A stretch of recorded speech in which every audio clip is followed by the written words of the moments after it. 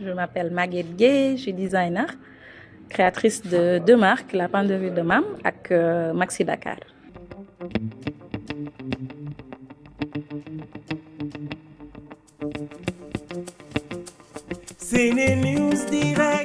Senenewsdirect.com pour seeni information yu soxal askanu Sénégal ci politique ci culture bàyyiwul benn sport. Bon, Maxi Dakar, disons, bu ma defee sama formation en stylisme moom laa lancé muy benn marque de prêt-à-porter contemporaine.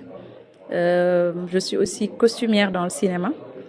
Léegi benn jour bu may liggéey ci benn film d'époque laa am idée wu def reconstitution wu costume yu disparaître Sénégal costume traditionnel yi donc si laa lancé créé ligne bu tudd la Penderie de Mam. Pourquoi idée bi c'est vrai da nga gisoon ni costume yi peut-être ça ne revivait pas nga bëgg ko andiwaat sur le devant de la scène dëkkal cosaan. Pourquoi dëkkal cosaan est important pour yow surtout à travers les costumes? En tout cas en tant que créatrice dafa amoon benn vide bu ma doon ressentir à chaque fois su ma waree def collection parce que da nga doon manqué ay repères repères quoi par exemple en termes de textile en termes de référence lan moo ñu appartenir lan moo ñu jàpp donc quand j'ai travaillé sur ce film bi nga xamante ni dañu waroon def ay recherches sur tenue wu époque 1910 ba 1980 mu am benn affaire bu bees quoi mu am benn découverte je me suis rendu compte en fait vide boobu loolu la woon xaw ma woon histoire costume mu Sénégal héritage bi dafa doon nelaw ça a pas disparu vraiment mais dafa doon nelaw c'est vrai que am na savoir-faire yu disparaître léegi bi ma jógee ci film boobu laa décidé dem remonter aux sources dem def ay recherches ci archives textile coiffure cordonnerie tout ce qui est esthétique vestimentaire tegaat indi xool savoir-faire yi nga xam te ne disparaître na si c'est possible de indiwaat leen ñu def ko tissus yi textile yi nga xam te ne gisatuñu leen essayer ko reconstituer pour créer benn vestiaire bu bees déjà ça me servira d'inspiration pour sama collection moderne yi depuis boobu nag benn passion dafa judd ci man léegi je suis passionnée pour tout ce qui est vintage ancien et puis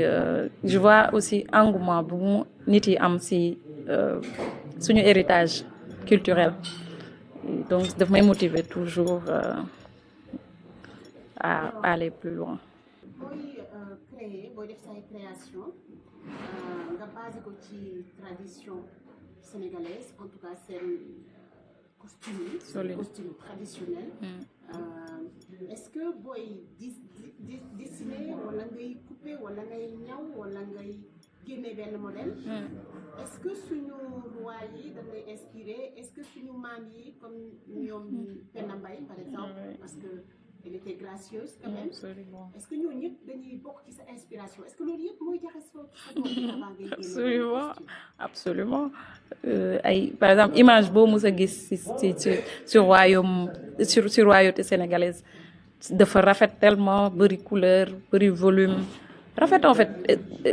richesse bu daje foofu la en fait boo xoolee photo yi en fait luñ idée reçue yi ñu am c'est-à-dire que ñun fii Afrique dañu doon woon sol yére que amuñu patrimoine esthétique enfin, pendant des années on nous a fait croire ça parce que tout simplement bi colonisation ñëwee nouveauté bi lu bees lu jóge feneen moom la ñu jël installé ko adopté ko ba bàyyi suñu ginnaaw li nga xamante ni nii moom la ñu moom te nga xamante ni tey jii su ma defee benn look inspiré de héritage vestimentaire Sénégal en fait da ngay rendre compte que lii moo la gën a jàpp que loo mës a sol mooy comme li ñuy wax ci médecine wala science rek li nga xamante ni mooy sax autour de toi loolu boo feebaree moo lay faj donc c'est pour man c'est pareil li nga xamante ni moom nga moom mooy sa cosaan bés boo ko arboré ci ngay retrouver wu en fait da ngay retrouver wu dafa am vide bu doon am après su pièces yëpp matee da ngay mat en fait da ngay mën a am benn départ bu bees gis sa yoon gis bu leer quoi donc depuis bu ma defee recherche yi bi ma découvrir tout ce qui était gardé ci archives yi wala ci photo yi ba commencé tegaat ko sur la table ba lu bees tax laa commencé di génnee sama bopp. sànq yaa ngi doon wax ni entendement bi nit ñi ci colonisateur bi xel bi mu am ci ñun. wala sax peut-être tubaab yi nga xamante ne ñoo fi juddoo ñu def nañ ñun à l'époque doon nañu solo. mais yow à travers li ngay def da nga leen di wan non seulement dañ doon solo mais dañ doon solo ba mu jot ba mu ëpp. exactement tissu yi doy lañu amoon. absolument c'est rétablir la vérité dëgg bi ngay tegaat ngay indiwaat génération yu bees yi bëri na lu ñu war a jàngat man mi sax am na affaire yu bëri yu ma découvrir am na ay ethnie yu dëkk Sénégal yoo xam ne xaw ma leen woon bu ma leen doon gisee ay photo dama foogoon ay Afrique du Sud la ñu dëkk maanaam savoir faire xam-xam bi ñu am fii Sénégal te ñu jël ko bàyyi ko muy nelaw ñu ngi jàll à côté de beaucoup de choses man depuis bu ma découvrir sama liggéey dafa multiplier wu je m'ennuie plus chômez-moi en fait parce qu'il y a tellement de choses à faire non seulement man chômé wu mais je fais travailler d'autres artisans yoo xamante ni gisatuñu woon intérêt pratiquer seen métier parce que tout simplement dootuñu ko woon jaayat yi gisatuñu woon ku mu intéressé donc c'est hyper important dellu si waat loolu rétablir maanaam dëgg bi photo archive yooyu peut-être nit doon nañ gis ay nit yu solul yére mais peut-être dañ la doon fekk ci ay situation yoo xamante ni peut-être dañuy féexlu wala dafa tàng wala je sais pas voilà peut-être que c'est le moment d'écrire notre histoire à notre manière ak li ñu suñu maam yi raconté en fait. Notre histoire vestimentaire exactement et ça implique tellement d'autres choses. bi nga commencé ba tey ñaata collection nga def. Peut-être disons que maa ngi ci 3e bi tous les jours am na récupération ay pièces anciennes. yu ma yenn famille di woo di ma ko dénk parce que tout simplement xam nañ ne su ma ko jëlee dinaa ko non seulement dinaa ko dundalaat mais dinaa ko denc bu baax parce que gis nañ intérêt buñ ci am en fait voilà mi ngi noonu donc. lii rek moo la intéressé mais accessoires yi aussi dafa intéressé ñu ngi gis ni yaa ngi sol xaw ma ay jibe lañ koy wax. bon li jaaru fu la nii. li nga sol yëpp ci accessoire en tout cas ci sa baat ak ci sa bopp ak ci sa loxo. bon comme ni ñu ko waxee rek bi ma defee recherche ba indiwaat solinu Sénégal après intérêt bi aujourd'hui bu ñu nekk ci 2025 li ma bëgg mooy di mélanger lu actuel lu contemporain ak loo xam te ne dafa futuriste jaxase ko ak li héritage bi pour mu mun a intéresser déjà nouvelle génération yi en fait c'est une façon d'attirer l'attention sur lu gën a am importance mooy base bi mooy héritage bi ñu am donc moo tax damay jël ay accessoires yu moderne jaxase ko ak yu yàgg voilà mélanger ay tissus yu bees def ci ay broderies yu anciennes voilà essayer def benn mix boo xamante ni c'est propre à la penderie de maam parce que jënd cuub sol ko takk fii musóoru fii peut-être ñëpp mën nañ ko def j'essaie de def créer benn identité bu bees pour attirer jeunes yi ñu bàyyi lépp li ñuy jëlee fële xam ne ñun am nañ lu ñu doy daal maanaam si wàllum nuñ ko waxee taar ak luy taaral. gis ne sa musóor bi dafa imposant day tax sax ñu xalaat affaire signaar. ñu nekkoon Saint-Louis. lan moo la inspiré pourquoi defoo benn mètre nga def 3 mètres. ma def 6 mètres. parce que tout simplement musóor bu ngand li ñuy wax tagal loolu c'est typiquement sénégalais loolu moom Sénégal la jóge peut-être ci Afrique foo dem am na nu ñuy musóoroo mais musóor bu rëy moom Sénégal la bokk moo tax su ma koy def maximum de tissu laay def lu sama bopp bi àttan rek sañ naa ko ci def et puis voilà c'est aussi revendication la aussi xëccaat lu ñu moom parce que nuñ ko waxee nekkul ne dama siis mais musóor bi dama bëgg ñu xam ne tagal Sénégal la jóge ñoo ko moom ku ko bëgg danga ñu koy àbb voilà signaar yi ay métis lañ Sénégal lañu bokk am nañ parent benn côté boo xam te ne ci colonisation la jóge mais dañoo bokk ci Sénégal aussi bu ñu ñëwee fa ñoom tam pour revendiquer sax seen identité ak seen appartenance au Sénégal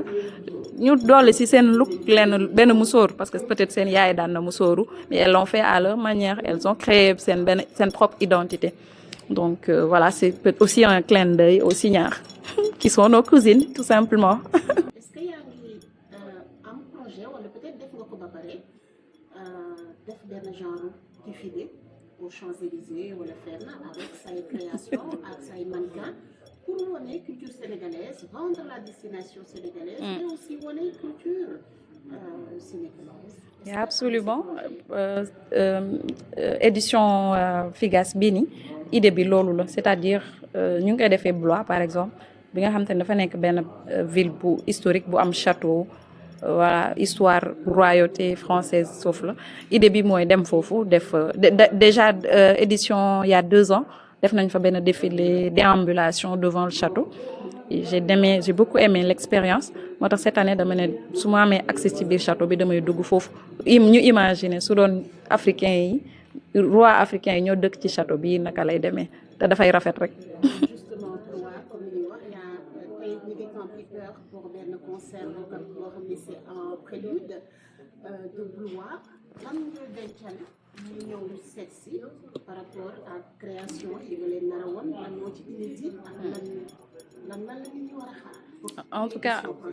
voilà tey en tout cas boo gisee nu ma soloo nii nekkul sol bu commun c'est benn lancement disons que avant-goût la de exposition bu ñu fas yéene def Blois sur 4 jours ci espace Georges Semprin bi dañ fay def benn exposition boo xam te ne ay tenues royales sénégalaises lañ fay présenter wane suñu richesse su culture suñu richesse su savoir-faire suñu héritage et ce sera comme ça chaque année dinañ xool benn innovation bu bees bu ñu def pour exporter suñu culture. dañuy ñëw tuuti si gannaaw Youssou yow am na benn défilé des boubous traditionnels boo xam ne yow yaa ko créé woon naka la liggéey bi mettre woon en place. Oui alors comme ni ma la ko waxee sànq bi ma créé ligne Penderie de Mame si le benn créateur sénégalais bu tudd Cheikha le metteur en scène u conte musical u Youssou Ndour bi nga xam te ne Birima la ko jagleeloon mooy benn roi sénégalais boo xam te ni dafa am tur ci histoire u Sénégal. Donc mu amoon benn spectacle bu ñu monté conte musical, il y avait de la musique mais il y avait du théâtre, de la danse. Donc si la ma metteur en scène bi contacté après bi ko Cheikha ne Maguette def na ay recherches sur les costumes sénégalais que kooku je pense que c'est la bonne personne pour buggee def ces costumes au film. Il a été très généreux et je le remercie, j'arrêterai jamais de le remercier. Donc c'était un plaisir, man tremplin la woon pour man déjà Youssou Ndour dafa am tour icône la en fait. C'était un honneur de liggéey ci projet bu mu jiite donc je me suis dit c'est le moment de wane richesse suñu culture ak suñuy savoir-faire et je tenais à ce que lépp lu nit yi di sol foofu de la tête aux pieds mu nekk loo xam ne Sénégal lañ ko defaree que artisans yi liggéey ci ñu gis ci seen bopp déjà dina créer benn espoir bu bees ci artisans yi nga xam ne ñu ngi commencé woon di décourager ci yenn métiers yi déjà bu ñu ko ñëwee génnee ko indi ko France dinañu wane suñu richesse su culture suñu richesse su savoir-faire yi c'est-à-dire xam-xam bi ñu am. Chanel ñëw na foofu il y a 2 ans c'est parce qu'il y a quelque chose à creuser am na lu fa nekk en fait ñëwuñu fa juste pour suñuy beaux yeux donc c'était le moment de wane suñu richesse su culture wan leen ne ñun xam nañ li ñu am xam nañu poids li ñu am. Donc profiter si turu Youssou Ndour ñun tam wane suñu liggéey il nous a fait confiance du début à la fin bàyyi ñu liggéey jox ñu confiance et après bu mu paree tam dafa kontaan bu baax wax ñu ko fierté bu ngand bu ñu gisee salle bi fees ñëpp di apprécier après ñu am ay retours yu baax ñëpp di wax ci costume yi c'était une fierté en fait. Alors est-ce que mën nga jóg ci sa jaar-jaar fan nga jógee fan nga jaar ba yegg si bon man disons que bu ma nekkee collège laa bëggoon nekk styliste donc après le bac ma dem def formé wu école des arts au Sénégal des formations génn jaar ci ñaari boîte après ma lancé sama marque en 2015 nekk si def benn collection deuxième collection benn producteur contacté ma pour liggéeyloo ma si benn film noonu laa duggee si cinéma et puis après au fur et à mesure nga def lii ñu woo la si lii affaire yi noonu lay doxee aussi donc ma lancé sama marque bi ma génnee école bi ma liggéeyee bi ma amee 3 ans d'expérience ma lancé sama marque bu tudd Maxi nga xamante ni nii sore woon na torop ak la penderie de Mam et voilà mooy li nga xamante ni dañuy solal artistes yi sur scène ay tenues modernes di solal ay personnalités di solal ay voilà quoi lu nit soxla pour tous les jours wala pour dem ay cérémonie wala pour dem ci ay grands festivals koy doxal. Expliqué nga ñu un peu sa ay accessoires mais dama gis ni da nga sol ay babouche. Itam artisan yi ñoo koy defar pourquoi c'est important pour yow nga def finition tëjee babouche yi. Babouche bi dafa nekk babouche bu am importance maa ngi koy wax sànq en fait jamono yi may def recherche pour la penderie de Mam période boobu laa demoon musée bu université Gaston Berger CRDS bi may def recherche laa découvrir babouche bi déjà ci photo archive yi après ma laajte ñu ni ma am na benn paire bu nekk fii ci archive yi après quand bi ma remonté ba rencontré directrice bi ci la na mais am na benn artisan boo xam te ni moom mën na defar babouche bi te il est le seul ci Fouta boo xam te ni moom mu ngi defar babouche bii nii mu jox ma contact ma remonté dem ba foofu sant ko il m'a expliqué tamit que jamono yi mu toll nii amul kenn koo xam ne moom gis na ko pour jàngal ko babouche bi te moom il a près de 70 ans donc benn savoir-faire bu nekk di disparaître la moo tax à chaque fois même Châtelet boobu ngay wax Youssou Ndour solal naa ko ay nit yu bëri bëgg naa mu nekk loo xamante ni dañ koy fësal parce que beauté bi ma ci gis man xaw ma ndax ñeneen ñi ñu ngi koy gis mais peeru daal bu riche la il y a tellement de choses qui sont révélées ci dàll bii nii tout ñu defar ko à la main enfin babouche de luxe la en fait aujourd'hui foo ko mën doon ci yóbbu ci monde mën a rivaliser avec n'importe quelle paire de chaussures de luxe bu créateur bu mag defar et ce serait dommage que mu disparaître noonu moo tax fu ma jëm rek dama koy sol ku ma ko mën a solal nga mën koo fësal rek dama ko koy solal donc ma koy annoncé waale aussi que ni instant à partir du mois d'octobre am na benn exposition buy am musée de Brooklyn hommage à Seydou Keita donc père bii nii la penderie de Mam da koy abal musée de Brooklyn pour mu exposer waale ko. Boo demee penderie de Mam lan nga fay fekk en détail. suñu héritage esthétique Sénégal maanaam lépp luy taar ci Sénégal que mu nekk coiffure yi nga xam ne kenn leetoo tout le genre lettu yooyu bijouterie wala sax joaillerie sénégalaise cordonnerie sénégalaise lépp luy luxe bu Sénégal bu suñu maam yi bàyyil da nga ko fay fekk ci anam yu mu gën a rafetee nag. yaa ngi def ay recherche yaa ngi ñëw yaa ngi wone mais sa inspiration parfois soo defaree sa création yi ba pare est-ce que am na ay woy yoo koy booleel pour message bi gën a jàll. Absolument ay Sénégal par exemple si suñu culture wala si suñuy souvenir je suis pas la seule parce que damay partager souvent sur réseaux sociaux yi et retour yi may am mooy man ressenti yi may am yëg-yëg yi may am su ma partager sama liggéey genre retour commentaire yooyu lay am da ngay gis ne dafay créer ay émotion dafay yee ay souvenirs si ñëpp même ñu gën a ndaw ñi dañ lay wax photo lii nii doon naa ko gis si sama photo maam yi ça me touche beaucoup donc je may utiliser ay chansons yi nga xam ne man par exemple quand j'étais plus petite moom laa doon dégg mu marqué woon ma torop ak ay style musique yoo xam te ne tamit dafa am tendance au disparaître ay ngoyaan genre yooyu ay xalam ay instruments traditionnels voilà déjà pour man nu ma touché je suis sûre que noonu lay touché képp ku ko mën ci xool donc musique bi tam c'est super important je fais très attention ci musique yi may utiliser à chaque fois bu may partager sama liggéey. Travail bi ngay def c'est mémoriel. j'espère que dina dem ba UNESCO reconnaître ko pour mën ko inscrire même sa l'espère. démarche. Est-ce que yaa ngi transmettre la future génération sa passion bi nga xam ne est-ce que yaa koy transmettre? Absolument c'est très important moom laa la doon wax sànq ma ni la soo gisee may jël yëre cosaan di ko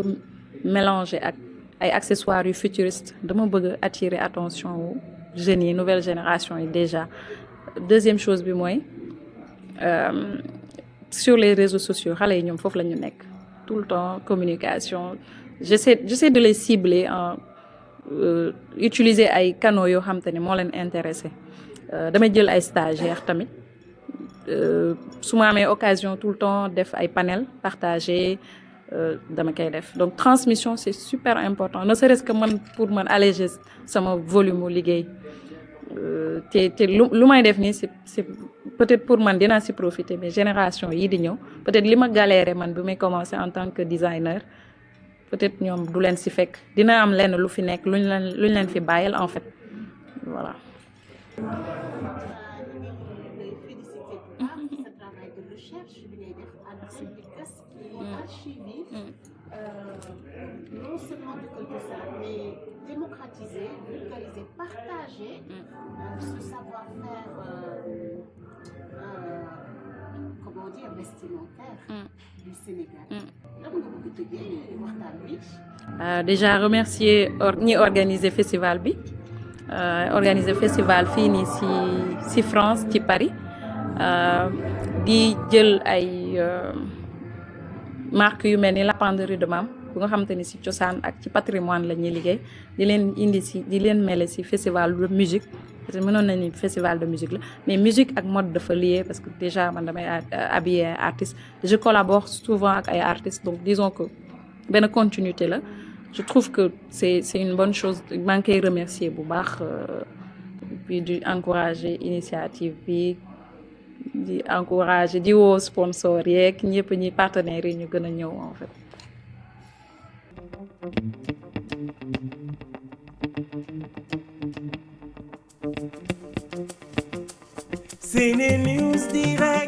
Senenewsdirect.com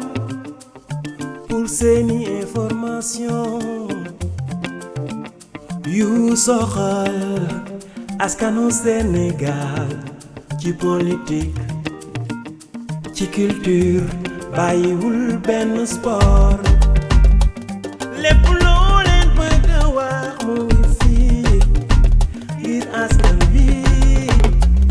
dinay dalal ay homme de culture célébrité yenn xeeti personnalité yi leen yi teel moom dina leen baaxe lu aju ci ay série télévisée ak gastronomie ngir bégal leen moom ci YouTube moom ci Facebook moom ci TikTok abonné like partagé Senenews Direct TV Senenews Direct pour vos informations politiques ci culture Senenews Direct pour vos informations ci sport société Senenews Direct pour vos informations ci people divertissement Senenews Direct pour vos informations Senenewsdirect.com Senenews Direct TV sur YouTube, sur Facebook, sur TikTok. Il faut s'abonner, liker et partager.